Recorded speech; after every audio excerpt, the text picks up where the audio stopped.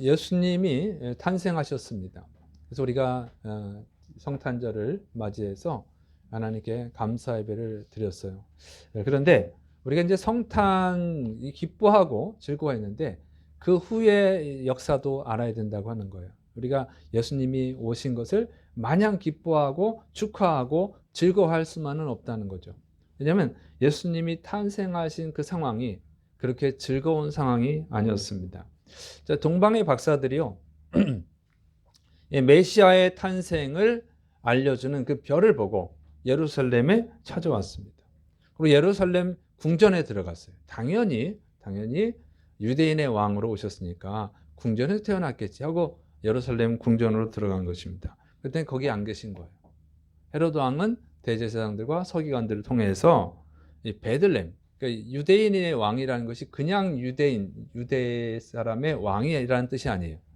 유대인의 왕을 물어봤을 때 대제사장들과 선지자들에게 이 성경을 통해서 확인하게 했죠. 가르쳐 주겠단 말이에요. 그러니까 유대인의 왕이라는 것은 메시아를 뜻하는 거예요. 그리스도, 구원자를 뜻하는 거죠. 그래서 그 예언이 베들레헴에서 태어난다고 예언이 되어 있다고 하는 것을 이제 가르쳐 줍니다. 그래서 이제 동방의 박사들을 보내는 거예요. 베들레헴으로 가서 거기서 태어나실 거니까 거기서 찾아보고 거기서 찾게 되면 나에게도 가르쳐 줘라. 그러면 나도 가서 그분께 경배를 드리겠다. 이렇게 알려주고 보냈습니다. 동방의 박사들은 이제 베들레헴으로 가가지고 정말 유대인의 왕으로 태어나신 아기 예수님, 구원자로 태어나신 아기 예수님을 찾아서 거기서 경배를 했어요. 그리고 이제 그날 밤에 잠을 잤는데 하나님이 꿈속에서 헤롯 왕에게로 가지 말라 이렇게 지시를 했습니다. 그래서 헤롯 왕에게 알려주지 않고 자기 나라로 돌아갔어요. 그리고 또 하나님은 이 천사를 요셉에게 보내서 또 꿈속에 보냅니다. 애굽 헤롯 왕이 죽이려고 하니까 아기를 데리고 애굽으로 피신해라 이렇게 명령을 했어요. 그래서 요셉이 이제 마리아와 아기 예수님을 데리고 애굽으로 피신했습니다. 그리고 이제 이 동방 박사들을 기다리던 헤롯 왕은 안 오니까 이게 속였구나, 이 자식들이 나를 속였어. 그래가지고 동방 박사들이 왔던 때를 기준으로 해서 이제 아기 예수님이 태어난 그 베들레헴과 그 주변 지역에 2살 이하의 남자아이를 전부 죽이는 아주 잔혹한 일을 했습니다. 하나님이 천사를 통해서 동방 박사들에게 또 이 요셉에게 가르쳐 주지 않았다면 예수님은 죽임을 당했을 것입니다. 그리고 요셉과 그의 아내 마리아도 죽임을 당했을 것이죠. 자, 그래서 그것을 하나님이 가르쳐 주셔서 그 위기를 모면했습니다. 그리고 이제 세월이 흘렀어요. 그리고 헤롯 왕이 죽었습니다. 그러니까 천사를 다시 보냅니다. 그래서 요셉의 꿈에 또 다시 나타나서 이제 이스라엘로 돌아가도 된다. 이렇게 가르쳐 줘서 이제 요셉은 이제 이스라엘 땅 갈릴리 지역 나사렛이라고 하는 동네로 와서 살게 됩니다. 이것이 예수님이 태어나신 이후에 일어났던 사건이라는 거죠. 자, 이것을 보면요, 예수님의 오심은요 굉장히 위험한 상황 속에서 왔다고 하는 거예요. 그리고 예수님이 오신 이유가 우리 영혼을 구원하기 위함이죠. 그것이 쉬운 일이 아니라는 거예요.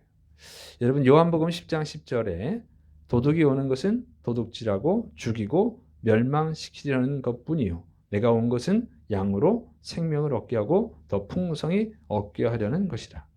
예수님은 우리의 영혼을 살리기 위해서 영원한 생명을 주시기 위해서 오셨어요. 근데 사탄도 왔단 말이에요. 사탄도 죽이기요, 도둑질하고 죽이고 멸망시키려고 하는 거예요. 그래서 하나님은 우리를 구원하기 원하십니다만은 사탄은 우리를 지옥으로 끌고 가기를 원하는 거예요. 그래서 이게 영적 전쟁이에요. 예수님을 믿는다고 하는 것은 목숨을 건 전쟁이라고 하는 것입니다. 예수님을 믿으려면 정말 목숨을 걸어야 돼요.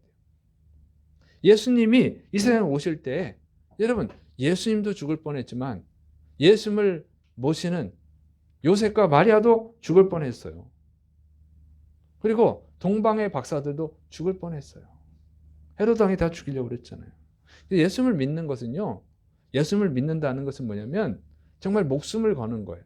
그래서 어떤 분은 예수님을, 기독교를 뭐라 하냐면 생명이라고 표현하는 거예요. 생명.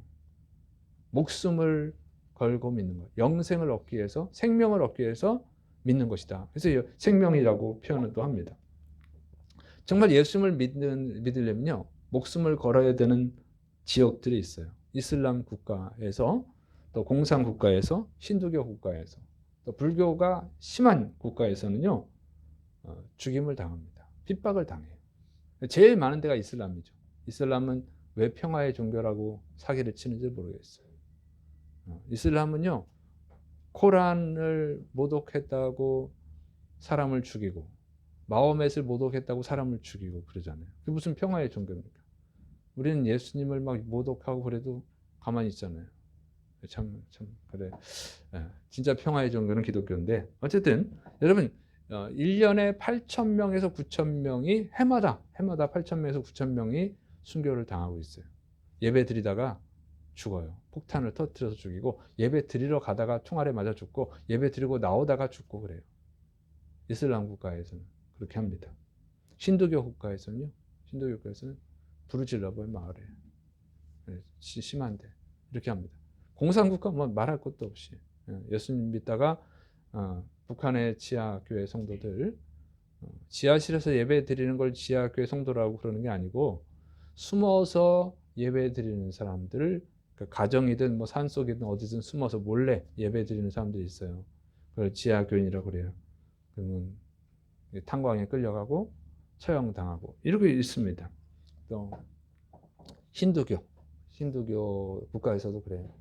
인도나 인도네시아에서도 그게 좀 심한 데는요, 죽여요. 그래서 예수 믿는 사람들 요가하는 것은 무식하다고 생각을 해요. 요가는 뭡니까? 그 힌두교의 신을 만나는 하나의 기도 행위예요. 요가가 거기서 나온 거거든요.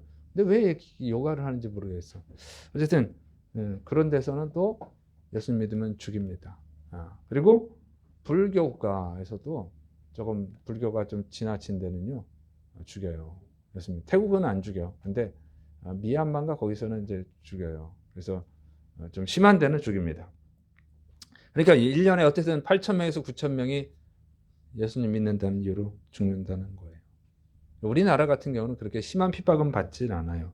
그래도 여러분, 예수님을 정말 잘 믿으면 비난당하거나 놀림당하죠. 그 정도의 핍박은 당합니다. 그러나 앞으로는 점점 더 그 핍박이 심해질 것입니다. 예수님이 예언하셨으니까.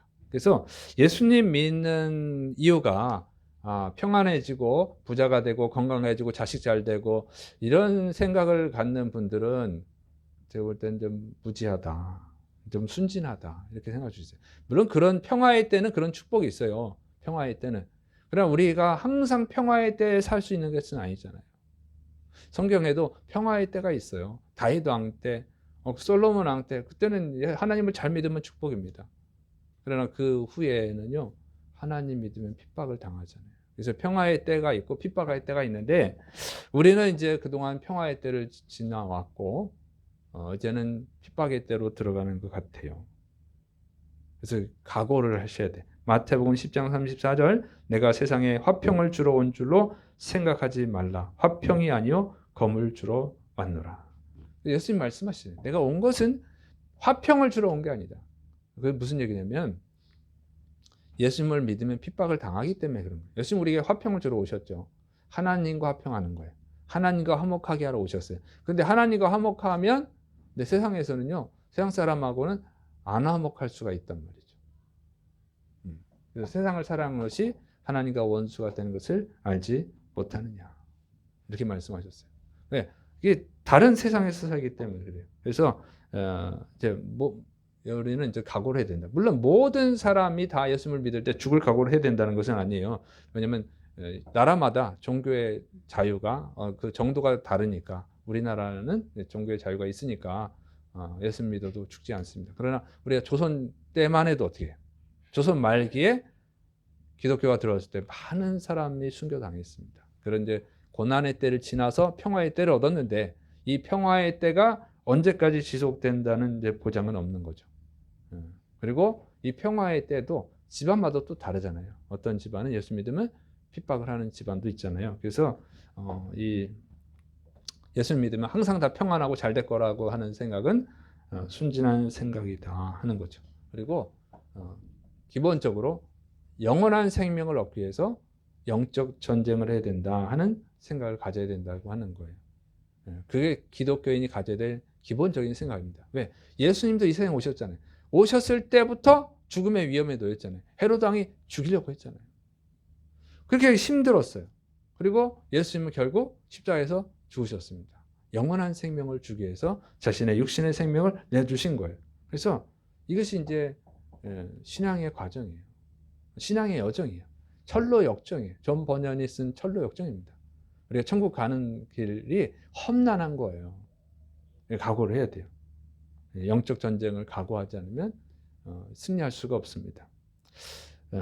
자, 그런데 이제 예수님이 태어나시고 애굽으로 피신하죠. 피신하라고 합니다. 근데 성경은요, 이 애굽으로 가는 것을 좋게 여기지 않아요.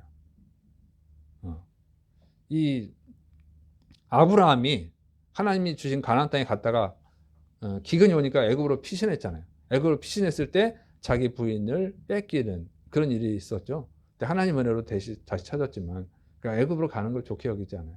그리고 이스라엘이 이제 애굽을 의지하는 거에 대해서 성경은 아주 나쁘게 얘기합니다. 신명기 17장 16절, 그는 병마를 많이 두지 말 것이요 병마를 많이 얻으려고 그 백성을 애굽으로 돌아가게 하지 말 것이니 이는 여호와께서 너희에게 이르시기를 너희가 이후에는 그 길로 다시 돌아가지 말 것이라 하셨음이며. 그래서 애굽 출애굽 시켜놨는데 애굽으로 돌아가겠다고? 아주 하나님 싫어하는 거죠. 가나안 땅에 못 들어가겠다고 애굽으로 가자 그랬더니 하나님이 그들을 징계하셨잖아요. 그래서 40년 광야에서 다 죽어버렸죠. 아주 싫어합니다. 예레미야 42장 15절 16절, 너희 유다의 남은 자여 이제 여호와님의 말씀을 들으라. 만군의 여호와님 이스라엘의 하나님께서 이와 같이 말씀하시되 너희가 만일 애굽에 들어가서 거기에 살기로 고집하면 너희가 두려워하는 칼이 애굽 땅으로 따라가서 너희에게 미칠 것이요 너희가 두려워하는 기근이 애굽으로 급히 따라가서 너희에게 임하리니 너희가 거기에서 죽을 것이라. 그러니까 남유다가 멸망했을 때 바벨론 군대가 무서워서 애굽으로 가려고 하니까 가면 오히려 더 죽는다. 하나님이 경고를 했어요. 근데 왜 애굽으로 가는 걸 왜 싫어하냐면 애굽은 우상 숭배 국가잖아요. 그럼 우상 숭배 하겠대요. 거기서 살다 보면 그 우상 숭배로 인한 더러운 문화, 하나님이 미워하는 악한 문화가 있단 말이에요. 그러니까 거기에 물들어서 살겠죠. 근친상간하고 동성애하고 이런 것들. 하나님이 그걸 싫어하는 거예요. 그러니까 애굽으로 가지 말라고 그런 거죠. 그런데 오늘 본문을 보니까 아기 예수님을 데리고 애굽으로 가라는 것입니다. 특별한 경우죠. 무슨 얘기냐면 이스라엘에서 사는 것이 애굽에 사는 것보다 더 위험하기 때문에 그래요. 헤롯이 죽이려고 그러니까. 근데 예수님은 아기잖아요. 지금 현재 아기잖아요.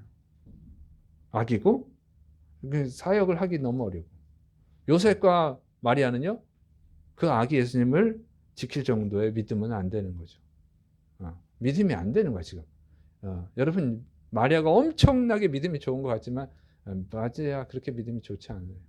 요 당시 나이 생각해 볼 때 뭐 한 15세, 16세 정도 됐을 겁니다.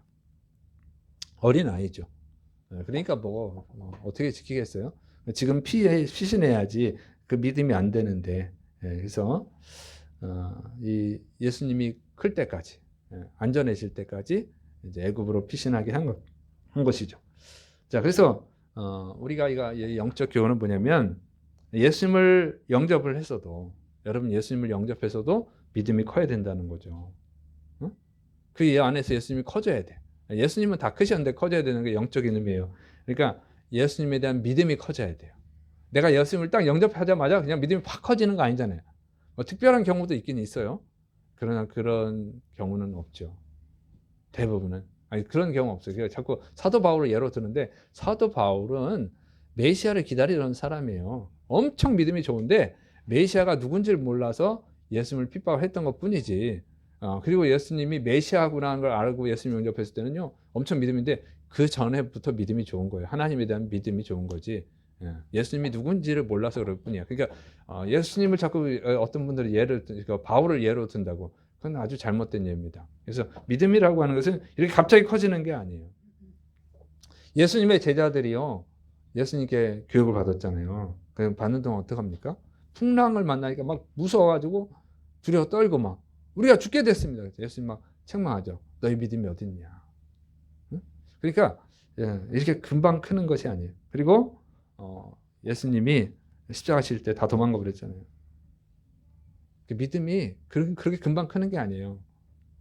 근데 예수님이 제자들이 몇 년을 가르쳤냐면 3년을 가르쳤어요. 또 좀 더 정확히 하면 3년 6개월을 가르쳤습니다. 그래서 제가 계산을 해봤어요. 3년을 배웠으면 몇 시간을 배웠나. 근데 여러분 3년 교회 다니라고 하는 사람하고 다른 거예요. 예수님하고 365일을 동행했잖아요. 24시간 365일을 예수님과 동행한 거예요. 3년 또는 3년 반 동안. 그러면은 1년이 24시간 곱하기 365일 했더니 26,280시간이 나옵니다. 아니, 1년이 8,760시간이거든요. 그러니까 3년을 예수님한테 배우면은요. 24시간 곱하기 365일 해야 돼. 그리고 곱하기 3년을 해야 돼. 그러니까 26,280시간이 나오더라고. 3년을 하니까. 그러니까 1년이 8,760시간이니까 3년 하면 26,280시간이에요. 근데 3년 6개월로 하면은 36,660시간이 돼요. 우리가 이제 교회 다니는 분들이 하나님과 만나는 시간을 얼마나 지내나요? 제가 계산해 봤어요. 그러니까 일주일에 한 번 예배 드리는 분이죠. 그럼 1시간 드리는 거, 1시간. 그러면 1년이면 52주니까 52시간을 드리는 거예요. 그 52시간을 100년을 지내면 어떻게 되냐면 5,200시간이 돼. 그러니까 일주일에 한 번 예배 드리는 사람은요, 52주 예배를 드리잖아요. 100년을 하나님께 예배를 드려도 주님과 함께 하는 시간이 5,200시간밖에 안 되는 거예요.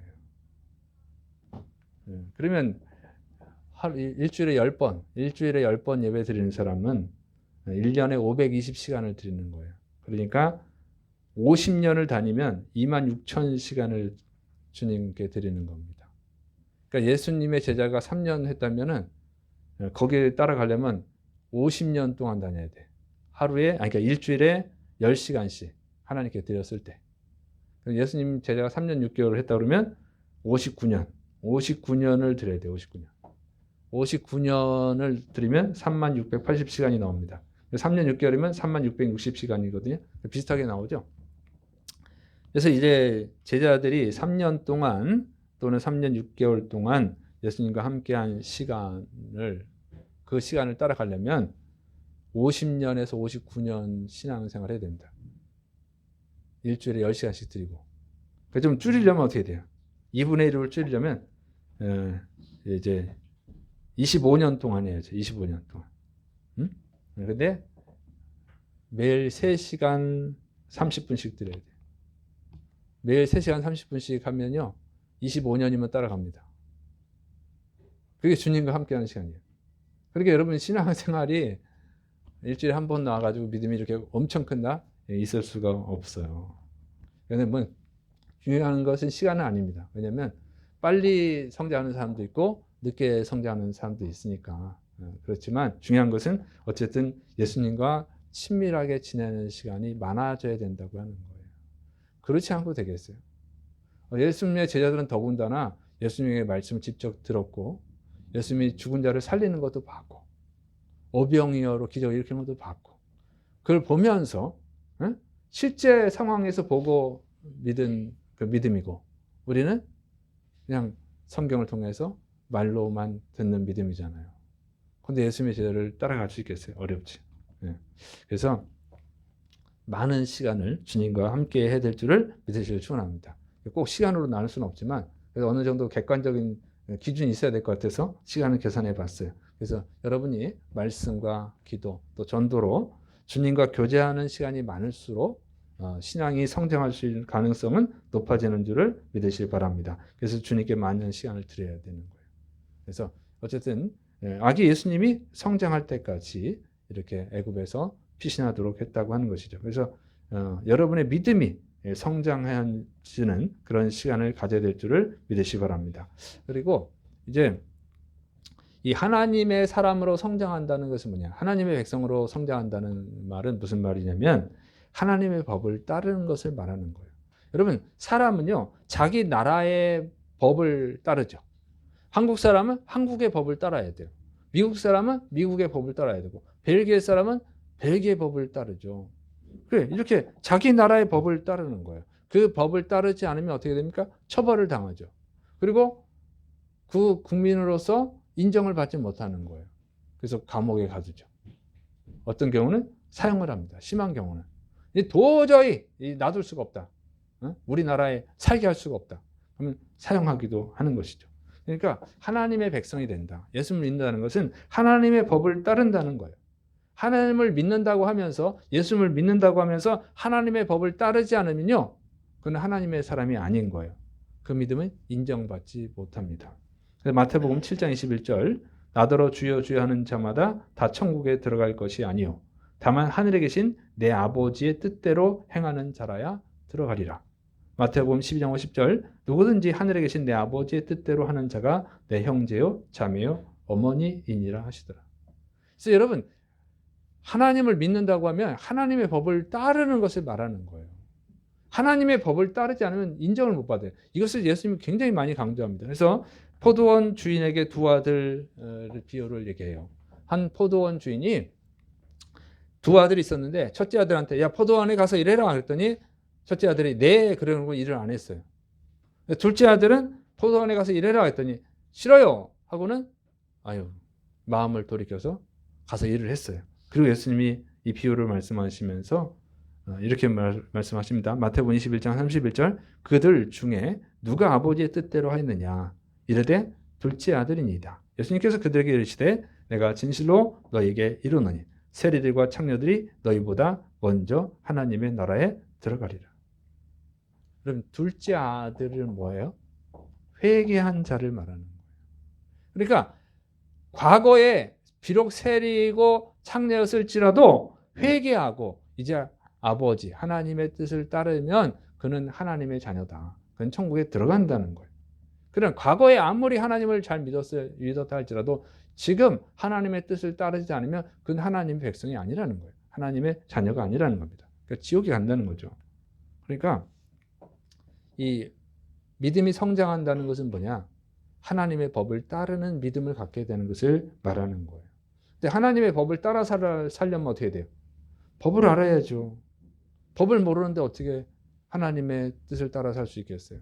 그래서 로마서 12장 1절 2절, 그러므로 형제들아 내가 하나님의 모든 자비하심으로 너희를 권하노니 너희 몸을 하나님이 기뻐하시는 거룩한 산 제물로 드리라. 이는 너희가 드릴 영적 예배니라. 너희는 이 세대를 본받지 말고 오직 마음을 새롭게 함으로 변화를 받아 하나님의 선하시고 기뻐하시고 온전하신 뜻이 무엇인지 분별하도록 하라. 여러분, 로마에 있는 성도들, 그리스도인들이 자기들이 하나님을 잘 믿고 있다고 생각한단 말이에요. 사도 바울이 니네 그거 아니야. 니네가 세상 사람들, 로마 사람들이 행하는 그런 죄를 따라 살면서 어떻게 하나님의 백성이라고 얘기하느냐, 어떻게 예수님을 믿는 사람이라고 말하느냐, 그 얘기를 하고 있는 거예요. 니네가 정말 예수님 믿는 사람이라면 하나님의 법을 따라 살아라. 그 세상 사람들을 본받지 말고 하나님을 따라 살아라. 그렇게 말씀하는 거예요. 그러니까 우리가 이 세상에서 살다 보면 하나님의 뜻을 따라 사는 것이 쉬운 일이 아닙니다. 우리는 기준이 자꾸 보통 다른 사람을 기준으로 삼잖아요. 여러분이 겨울에 다 따뜻한 옷을 입고 다니죠. 왜요? 추우니까 입지, 물론 추우니까. 그러나 춥기 때문에만 입는 것이 아니에요. 가끔 어떤 사람들은 요즘 또 반팔에 반바지를 입고 가는 사람이 있더라고. 그럼 사람들이 다 쳐다보죠. 무슨 생각을 해요? 건강하네. 이렇게 생각하는 사람도 있지, 물론. 미쳤구나. 이렇게 생각합니다. 미쳤구나. 부모가 참 얼마나 마음이 아플까. 이렇게 생각합니다. 그죠? 다른 사람을 의식해서 또 덜 추워도 잠바 입고 다니고. 그렇게 인간이 그렇잖아요. 인간이. 응? 이 사람은 다른 사람의 영향을 받는단 말이에요. 그러니까 다른 사람이 다 좋다 그러면 좋은가 보다 하고 따라가는 거예요. 다른 사람이 다 싫다 그러면 싫은가 보다 하고 안 하는 거죠. 이런 경향이 있어. 그런데 하나님의 법하고 세상의 법은 다르단 말이에요. 그러니까 보통은 눈에 보이는 사람을 따라간단 말이에요. 로마 사람들이 그랬어요. 고린도 사람들도, 고린도 교회 사람들도 세상 사람들 따라가는 거예요. 그 책망하라는 거야. 니네가 하나님의 백성이면 하나님의 뜻을 따라 살아야지 왜 세상 죄악을 따라 사느냐. 책망을 한 거예요. 그래서 하나님 믿는 사람은 하나님의 법을 따라서 살아가야 되는 줄을 믿으시를 축원합니다. 그런데 하나님의 법을 따라 살려면 어떻게 돼요? 구원은 예수님을 믿음으로 구원받지만 그 구원받은 다음에 하나님 백성으로 살아가야 되잖아요. 하나님의 뜻을 따라 살아가야 되는 거예요. 그런데 그게 어려운 거지. 그래서 배워야 된다는 거예요. 배워야 돼. 특히 이제 배워야 되는 이유가 뭡니까? 이 말세 때가 되면은 가짜들이 많이 나타나요. 거짓 선지자들이. 마가복음 13장 22절 거짓 그리스도들과 거짓 선지자들이 일어나서 이적과 기사를 행하여 할 수만 있으면 택하신 자들을 미혹하려 하리라. 얼마나 사기를 잘 치고 얼마나 거짓말을 잘하냐면 이미 하나님이 택하신 자들까지 미혹하려고 한다는 거죠. 하나님이 구원하신 사람은 그 구원을 잃어버리지 않아요. 그렇지만 그 사람들조차도 미혹하려고 한다는 거예요. 그러니까 미혹 당하였다고 하면 그 사람은 구원 못 받은 사람이에요. 나 구원 받았는데 그건 자기 생각이고 미혹 당했으면 구원 못 받은 사람인 거야. 자, 근데 이렇게 미혹을 잘한단 말이에요. 이 사탄은 얼마나 잘하느냐?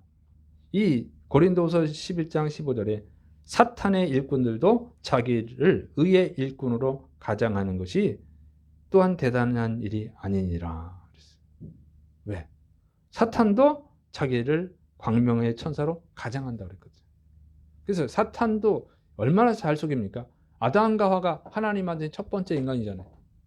선악을 알게 하는 나무 열매 먹으면 죽는다. 근데 그걸 먹었어요. 왜? 얼마나 거짓말을 잘해. 그거 먹으면 하나님처럼 될까봐 하나님 먹지 말라고 그런 거야. 아, 그러니까 그 말을 들어보니까 일리가 있잖아요. 그런 거 같잖아. 그래서 먹었어.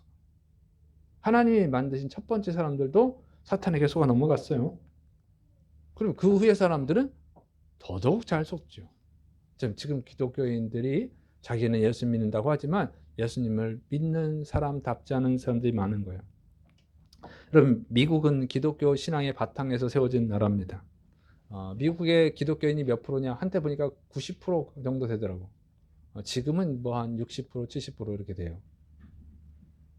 그런데 많이 떨어졌죠. 그럼 60, 70, 60%, 뭐 70%는 다 잘 믿냐? 그게 아니에요. 미국에서는 동성애자들이 늘어나고 있습니다. 그 몇 년, 3년 전인가 있었던 일이에요.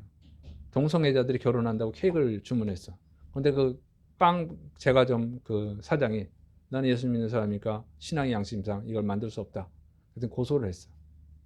그래서 벌금을 내게 돼버렸어. 이게 미국에서 이루어지는 일이에요. 기독교 국가라고 하는데 이제 더 이상 기독교 국가라고 할 수가 없는 거죠. 성탄절을 뭐라고 그럽니까? 메리 크리스마스 안 하고 해피 홀리데이. 오바마가 그랬어. 오바마. 정치는 잘했지만 신앙론은 아주 엉터리죠. 그래서 성탄절날 예배를 안 드리고 음란한 짓 해요. 악한 짓을 한다고. 미국이 이렇게 타락해 가고 있어요. 속아서 그런 거예요. 속아서. 사탄은 잘 속입니다. 저는 우리나라도 걱정이 됩니다. 이번에 헌법재판관 후보 중에 2명이 동성애 차별금지법을 찬성을 해요. 뭐 평등법이라도 하고 동성애가 앞으로 법을 만들겠다면 찬성할 거 아니에요. 이미 동성애자 건강보험 혜택을 주고 있습니다. 가족으로 인정해서. 이제 이게 심각한 거예요. 근데 또 어떤 대통령 후보는 동성애 차별금지법을 만들겠다. 공무원 중에 30%는 성소수자에게 할당하겠다. 이런 공약을 걸었어요. 이게 현실화되면 어떻게 되겠어요? 그러면 이제 교회는 진리를 선포하기 어렵습니다. 지금 미국에서 유럽에서 일어나는 일이에요. 동성애는 죄다 그러면 처벌을 해버려. 벌금을 먹여. 그럼 함부로 말을 할 수가 없어요. 교회는 이제 초대교회처럼 숨어서 예배 드려야 되는 지하 교회가 돼야 되는 그런 상황이 올 수가 있어요. 근데 이 예배당이 이제 필요 없어질 수도 있어. 여기서 예배드리면 다 그들 통하니까. 이제 이런 위험이 있습니다. 그러면 이제 또 어떤 일이 벌어지겠어요? 돈을 위해서, 명예를 위해서 살아가는 이제 목사들은 동성애도 하나님이 사랑하죠. 동성애자도 구원받을 수 있어. 이렇게 말하겠죠. 이미 벌써 유럽과 미국에서 동성애자 목사, 동성애자 신부들이 나타나고 있잖아요. 우리나라에서도 그걸 주장하다가 제명당한 일이 있는데 어쨌든 이런 일이 벌어지고 있습니다. 그러면 교회는 다녀도 하나님의 백성이 아니에요. 예수님을 자기 입으로는 예수님이 나의 주님입니다. 하지만 하나님께 인정받지 못합니다. 동성애자들도 예수 믿는다고 그러거든요. 그러나 인정하지 않죠. 그래서 내가 예수님의 이름으로 귀신 내쫓고 병들자 고치고 목회자 했습니다. 나는 너를 도무지 모른다. 이런 날이 오는 거예요. 그래서 교회 다니고 지옥 가게 될 상황이 벌어지는 것입니다. 그래서 지금 하나님의 뜻을 바르게 알지 못하면 그러면 그렇게 되는 거예요. 그래서 우리가 이 영적 싸움에서 승리하려면 어떻게 되냐? 여러분 하나님의 뜻을 잘 배워야 될 줄을 믿으시를 축원합니다. 그래서 이 성장할 때까지 이 안전한 때 애굽에서 예수님이 성장하잖아요. 요셉과 마리아가 성장해야 돼요. 그래서 우리가 이 안전한 때에 아직은 안전하잖아요. 이제 좀 있으면 어려워질 거지만 여러분이 하나님의 말씀을 잘 배우시기를 축원합니다. 영적 싸움에서 승리할 수 있는 믿음의 사람이 돼야 된다고 하는 거예요. 기회가 있을 때 하나님이 기회를 주시는 거예요. 그리고 이 기회 때 정말 하나님 말씀을 잘 배워서 하나님을 믿는다는 게 뭔지, 하나님의 백성으로 사는 것이 어떤 건지를 잘 배워서 분별할 수 있어야 돼요. 목사가 신학자가 거짓말을 하더라도 거기에 속아 넘어가면 안 되는 거예요. 근데 저는 우리 한국교회 성도들 수준이 굉장히 걱정스럽습니다. 왜냐하면 이단도 못 이기잖아, 지금 이단도. 응? 이단이라고 대놓고 이단이라고 하는데도 저기 광장에서 막 행사하고 춤추고 막 대놓고 전도하고 다니죠. 한 달에 한 번씩 저한테 편지도 보내고 이단이 그렇게 해요. 대놓고 이단인 걸 대놓고 알려. 그렇게 하는데도 속아 넘어가. 근데 이제 교회 안에서 이단이 아닌 정상적인 교회 안에서 동성애자도 구원받습니다. 하나님이 사랑합니다. 이렇게 하면 어떻게 되겠어요?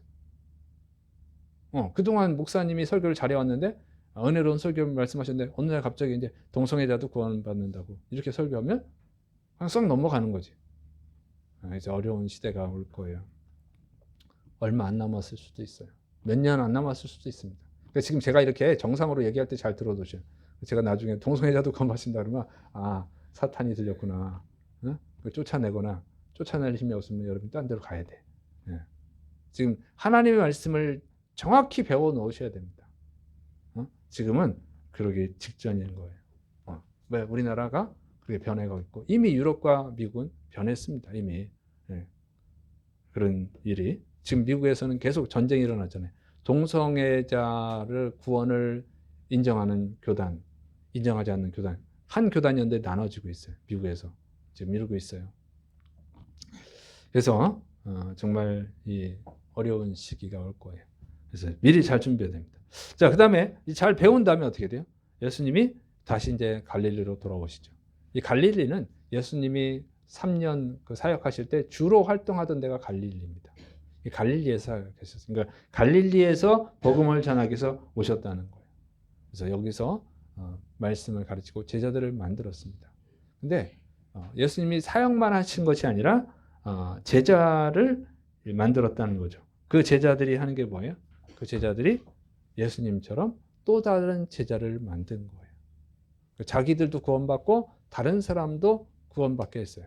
그러니까 이것이 이제 성도의 신앙의 과정입니다. 그래서 정말 예수님을 믿을 수 있도록 그 믿음을 지킬 수 있도록 이 영적 싸움에서 승리할 수 있는 믿음의 사람으로 성장을 해야 돼요. 그리고 성장하고 또 해야 되는 일이 뭐냐면 다른 사람을 구원하는 일, 다른 사람을 생명의 길로 인도하는 일을 해야 될 줄을 믿으시기 바랍니다. 그것이 그리스도인의 사명이에요. 그래서 예수님이 십자가에서 예수님이 오신 거 이거 마냥 기뻐할 수 있는 게 아니라는 거죠. 근데 이게 성탄절하고 끝이야. 성탄절 할렐루야 하고 끝이야. 그렇게 성탄의 기쁨 속에서만 생활하는 거죠.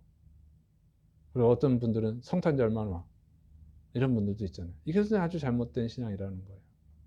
우리는 이 예수님을 믿는다는 것은 영적 전쟁이에요. 먼저 내 생명을 구원받기 위해서 믿고 그 다음에 다른 사람의 생명을 구원하는 일을 해야 될 줄을 믿으시 바랍니다. 그래서 여러분이 영적 전쟁에서 승리할 수 있도록 하나님을 잘 배우고 하나님과 교제를 하고 예수님의 말씀을 잘 배우시기를 바랍니다. 그리고 더 성장을 해서 여러분의 가족들, 이웃들 구원하는 여러분이 우리가 인간이 구원할 수는 없어요. 하나님이 구원하시는 거지. 그러니까 구원자신 예수님께로 인도하는 일을 우리가 해야 될 줄을 믿으시기를 축원합니다. 그것이 하나님 기뻐하시는 신앙 생활입니다. 기도하겠습니다. 사랑이 많으신 하나님 아버지, 예수님은 이 세상에 오실 때 죽으시러 오셨습니다. 우리의 생명을 살리기 위해서, 우리에게 영원한 생명을 주기 위해서 자신의 생명을 주러 오셨고 또 십자가에서 죽으시고 또 부활하심으로 예수님이 구원자 되심을 증명하셨습니다. 그 은혜로 우리가 구원받았사오매 아버지, 이 신앙의 길을 우리가 진지하게 생각하게 하여 주옵소서. 예수 믿고 마냥 행복하고 즐거울 것이라고 하는 순진한 생각을 버리고 영적 전쟁에서 승리해야 되고 또 다른 영혼을 살리는 영적 전사가 되어야 된다고 하는 것을 명심하고 이 하나님 앞에 바로 서는 자들이 되게 하여 주옵소서. 또 계속 기도할 때 아픈 부위에 손을 드시기 바랍니다. 이제 또 내가 나사렛 예수님의 이름으로 저주하노니 더러운 질병아 떠나갈지어다. 주의 성령의 불로 역사하여 주셔서 주의 백성들을 치료하여 주옵소서. 예수님이 그 손에 포개어 주셔서 예수님의 피 묻은 손으로 안수하여 주시고 주님이 친히 치료하는 시간이 되게 하여 주옵소서. 이 치료의 역사를 통해서 하나님의 살아심을 체험하고 믿음이 성장하게 해주시고 또 다른 영혼을 살리는 구원의 손을 내밀게 하여 주옵소서. 주께서 이루심이고 예수님의 이름으로 감사하며 기도드립니다.